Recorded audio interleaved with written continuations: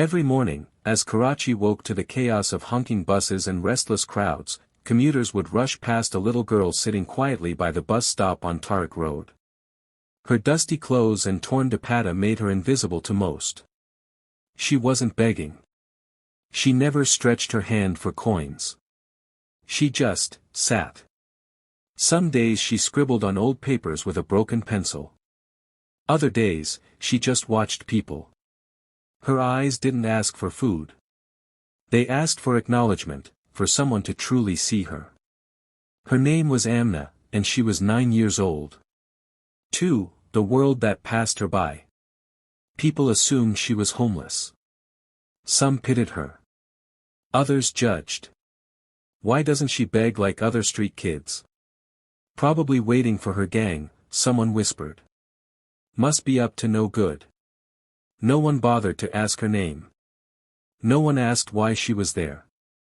But Amna had a secret. 3. A notebook full of dreams. Tucked inside a plastic bag was her most valuable possession, a worn-out notebook. On its pages were drawings of houses, women in suits, computers, and smiling faces. One page had a small sentence, written in uneven Urdu. Ek din main madad karunji, jays koi mir saath karega. One day, I will help others, just like someone will help me. Every day, she waited. Not for food. Not for money. She waited for someone to believe in her. 4. Enter Mr. Kaleem. One rainy morning, a man named Mr. Kaleem stepped out of his car near the bus stop. He was in his 50s, wore simple clothes, and carried a warm energy.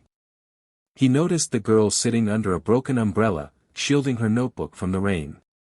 Unlike others, he didn't walk past.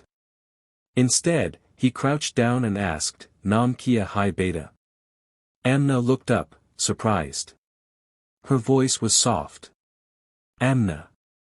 Yahan raz baiti hodi ho. School nahi jati.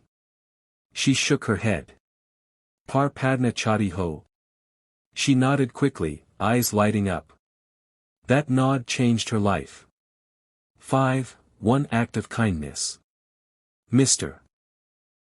Kaleem was the owner of a small stationery shop nearby. The next day, he brought her new notebooks, pencils, and an old school bag. He enrolled her in a government school and paid for her fees. He didn't ask for anything in return. Bas ekwada karo, kabi jishi ko necha mat dekna. Just promise, never look down on anyone.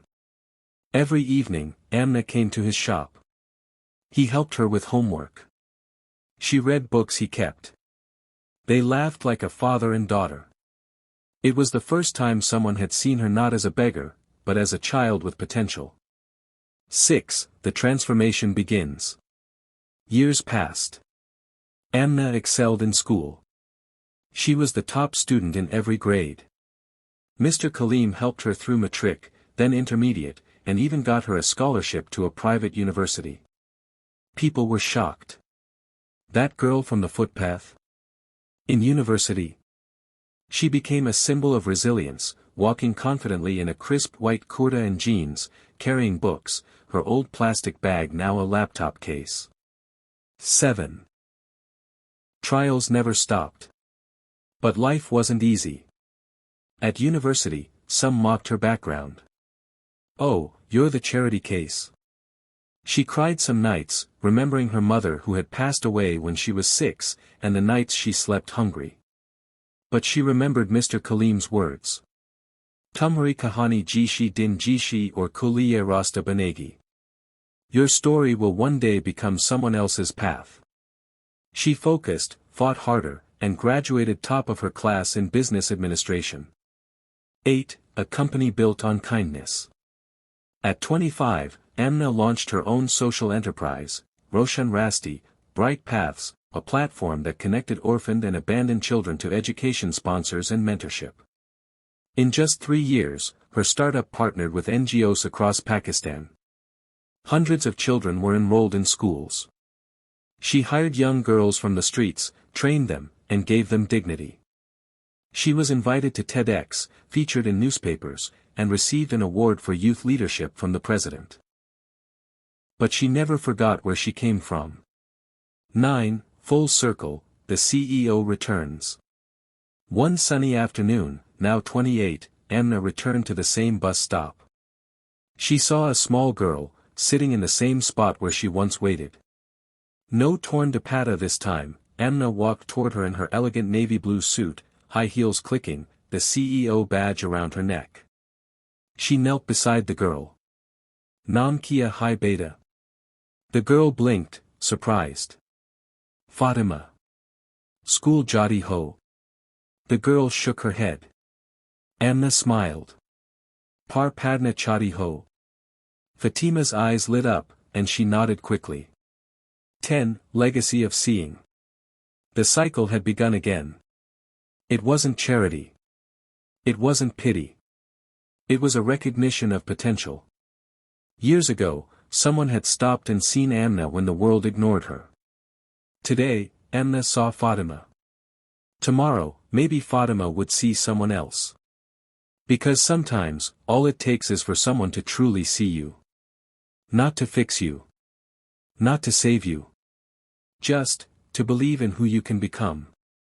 Moral of the story. Kindness doesn't always mean giving money. Sometimes, it means giving belief. We never know what a small act can spark. The world doesn't need more saviors, it needs more listeners, believers, mentors. Behind every silent soul might be a future leader, waiting for someone to see her. Would you stop and see her today? Next time you pass someone sitting quietly, not asking for anything, don't assume. Sometimes, they aren't begging. They're just waiting for someone to see them.